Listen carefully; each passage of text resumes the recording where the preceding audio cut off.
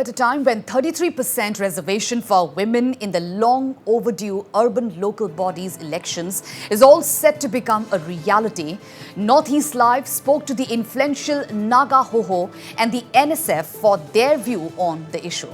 Well, after debating over the issue for almost 5 years, the state government in its consultative meeting on 9th of March with all mass-based organizations adopted a resolution to conduct the urban local body election with 33% reservation for women. However, despite adoption of the resolution, a few tribal Hohos have yet again expressed their reservation over the move. The Naga Hoho, which had in 2017 opposed the move, has now given a go-ahead for conducting the election with 33% for women. While talking to Northeast Live, Naga Hoho General Secretary Ndang said that in the past, initially when 33% women reservation was introduced, Naga Hoho had some reservations on taxations and infringement of Art 371A, which gives protection to the customary practices of the Naga society, and therefore we have raised certain queries to the government in the past, and those have already been clarified. After contesting for almost 5 years, a resolution has been adopted on 9th of March during the consultative meeting at the CM's residence to conduct the ULB election, especially focusing on the 33% reservation, women reservation. Earlier in 2017, when the ULB election was to be conducted, even the Naga Hoho had some certain reservations with regard to the 33% women reservation. What do you have to say now? Is it high time for everybody to move out of that space? On the 9th of March, where all the tribe representatives and civil societies had a consultation with the state government, we have finally resolved to allow the government to conduct the ULB elections with 33% reservations. Majority have voted for the conduct, whereas few have still reservations not to go ahead with the policy. We feel that it is high time that we move forward.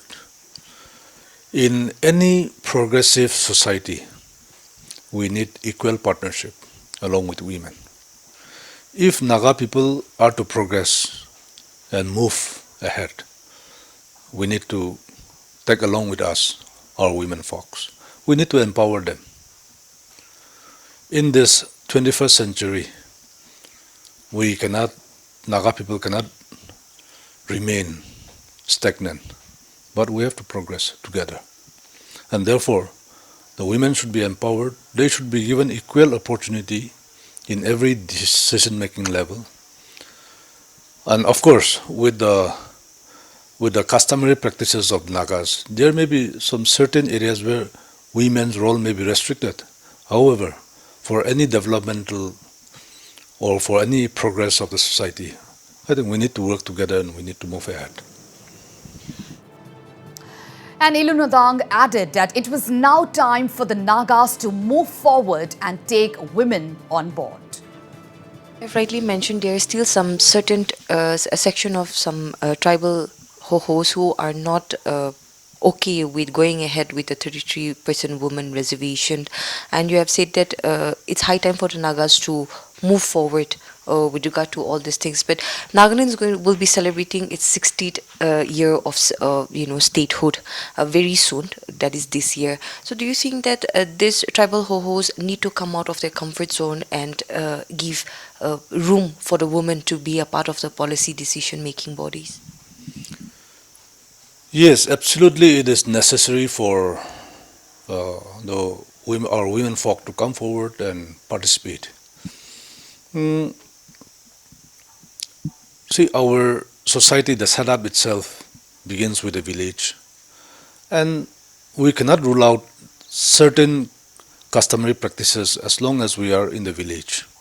But once we are out of the village and once we are a part of the urban areas, I think we need to move ahead along with the urbanization and along with modernity.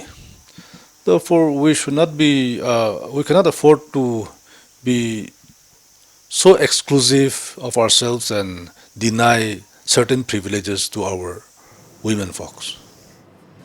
Meanwhile, the Naga Students Federation also said that it was time the Naga women were given their due. Almost 60 years where Nagaland got statehood.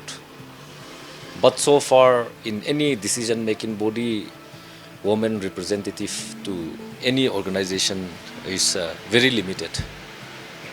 When we are to talk about women reservation in this ULB bodies, urban local bodies, we feel that it is already time for Nagas to accept the reality so as to enable our women to come and equally represent themselves in order to develop our cities and towns, for which we feel that Nagas have to able to accept the Supreme Court judgment, and so also those section of societies who are opposing should also realize that it is time to give them due reservation.